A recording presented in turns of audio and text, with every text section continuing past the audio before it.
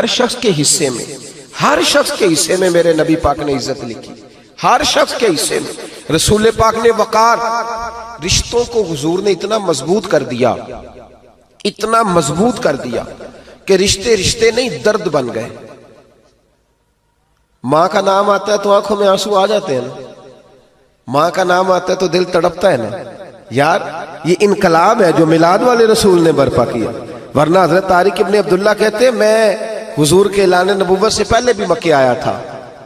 آپ فرماتے میں نے ایک بوڑھی عورت کو، ایک نوجوان کو گلے میں رسی ڈال کے گھسیٹ کے لے جاتے دیکھا، تو میں نے اس سے کہا کہ یہ کیا کر رہے ہو، کون ہے یہ بی بی، کیا مسئلہ ہے؟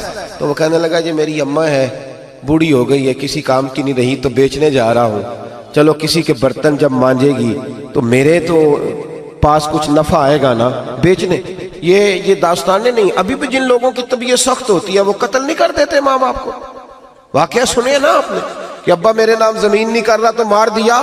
جب کلیجے سخت ہوتے ہیں تو کام ہو جاتا ہے۔ ایک طرف وہ منظر تھا اور ایک طرف یہ منظر ہے کہ حضرت حلیمہ سعدیہ رضی اللہ تعالی عنہ، ان کا نام نہیں ہے حضرت حلیمہ کا مسلم شریف میں، وہ امام زرقانی نے لکھا ہے، ورنہ مسلم میں یہ روایت اپنے اصل انداز میں موجود ہے۔ حضرت ابو ہریرہ رضی اللہ تعالیٰ عنہ فرماتے ہیں کہ جناب حلیمہ بوڑھی عورت، سادی عورت، اگر آپ کبھی معاشرتی لحاظ سے حضرت حلیمہ کا انداز دیکھیں گے نا، توجہ ہے میری بات پر، سمجھ آ رہی ہے آپ حضرات کو؟ جو ہمارا معاشرتی ماحول ہے نا، معاشرتی ماحول، تو حضرت حلیمہ سعدیہ رضی اللہ تعالیٰ عنہ کی حیثیت آج کے معاشرے میں اگر دیکھی جائے تو ایک آیا، بچوں کو پالنے والی آیا نہیں ہوتی، وہ آیا تھی۔ اسکول میں ایک آیا ہوتی ہے، جب بچہ چھوٹے ہمارے پرائیویٹ سکولز میں بچے جاتے ہیں تو عورت سنبھالتی ہے، دودھ ڈال دیتی ہے، کئی دفعہ فیڈر بھی پلا دیتی ہے، بچہ اگر پخانہ پیشاب کرتا ہے تو خدمت کرتی۔ یہ عورتیں اس زمانے میں چھوٹے بچے لے جاتی تھی، پالا کرتی۔ تو بتانا دائی کی، آیا کی، میں مثال دے رہا ہوں، اور نرس کی کیا حیثیت ہے معاشرے میں۔ اور حضرت حلیمہ سعدیہ جب نبی پاک کو واپس لے کے آئی تھی تو چلو کچھ نہیں، لیکن نہ کچھ معاوضہ بھی انہیں حضرت عبد المطلب نے عطا کیا تھا۔ جناب آمنہ نے انہیں کچھ، ایک معنی یہ بھی ہو سکتا تھا کہ پیسے دے کے یہ کام کرایا، معنی ہو سکتا تھا۔ آج جو گھر میں اماں برتن دھوتی ہے اس کی کیا حیثیت ہوتی ہے؟ وہ تو بیچاری جن برتنوں کو دھو کے ہمیں دیتی ہے، بعد میں انہی برتنوں میں ہم انہیں کھانا کھانے کی اجازت نہیں دیتے۔ لیکن میرے رسول پاک نے رشتوں کو عزت دے دی، اس طرح کی عزت دی، اس طرح کی عزت دی کہ جناب حلیمہ مسجد نبی کا دروازہ گزری ہی تھی کہ حضرت ابو ہریرہ فرماتے ہیں نبی پاک ممبر پر اٹھ کے کھڑے ہو گئے، رسول پاک کھڑے ہوئے، نبی پاک۔ میں کبھی کبھی یہ روایت دیکھتا ہوں تو میرا دل کرتا ہے میں اپنے آپ سے پوچھوں، میرا دل کرتا ہے میں اپنے یاروں دوستوں خطباء سے، واعظین سے، پیروں سے، مشائخ سے پوچھوں کہ تو بھی بتا، جب تو شاگردوں کو پڑھا رہا ہوتا ہے اور تیرے ابا جی آتے ہیں تو کبھی اٹھ کے کھڑا ہوا ہے؟ اپنے جیسے لوگوں سے، اچھے علماء کی بات نہیں کرتا، کبھی سوال کرو۔ یہ بڑا مشکل کام ہوتا ہے، بڑا مشکل کہ عالم دین تقریر کر رہا، والد آ جائے، بندہ اٹھ کے کھڑا ہو۔ لیکن رسول پاک نے عزتیں دی، وقار دیا۔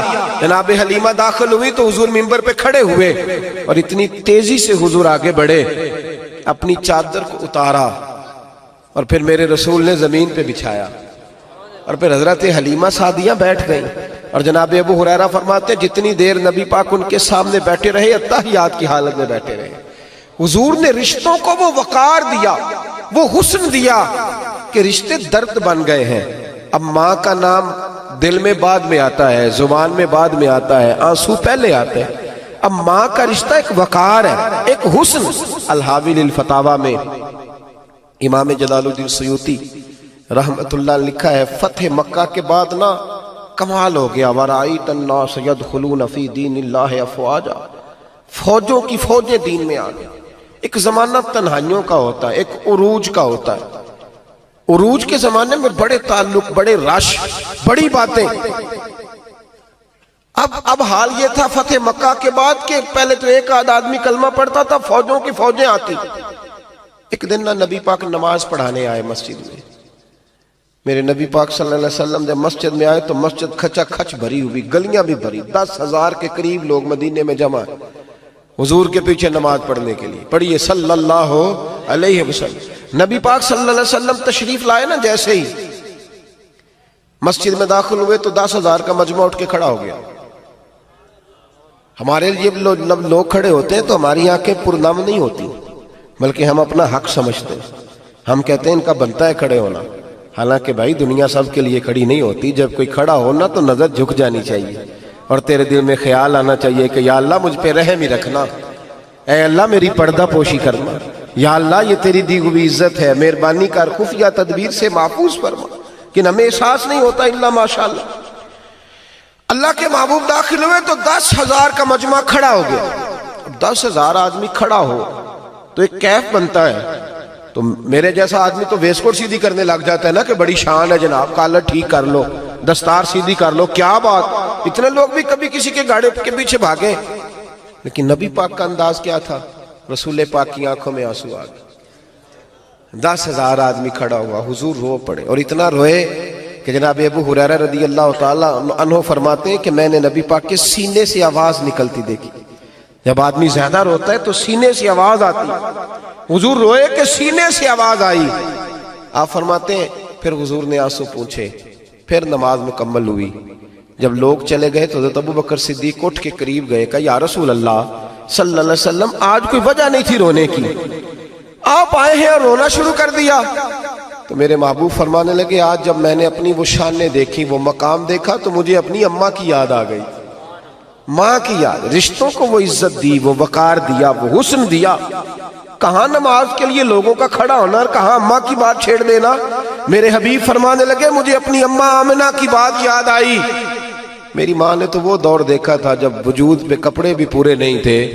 دل کرتا تھا آج اماں موجود ہوتی، میں نماز پڑھانے آتا، اللہ اکبر کہہ کے نیت باندھتا، سبحانک اللہ کے بعد سورہ فاتحہ پڑھتا اور سورہ فاتحہ مکمل پڑھ لیتا کہ میری اماں آمنہ کو کوئی کام یاد آتا.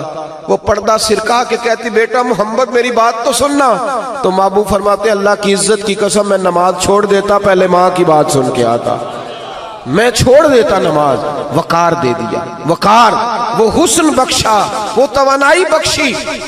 کہتے پہلے تو حضور رو رہے تھے نا، جب حضور نے وضاحت کی تو پھر سارے رونے لگ گئے، پھر سب رونے لگ گئے. پھر اپنا اپنا درد، اپنا اپنا ذوق، اپنا اپنا شوق.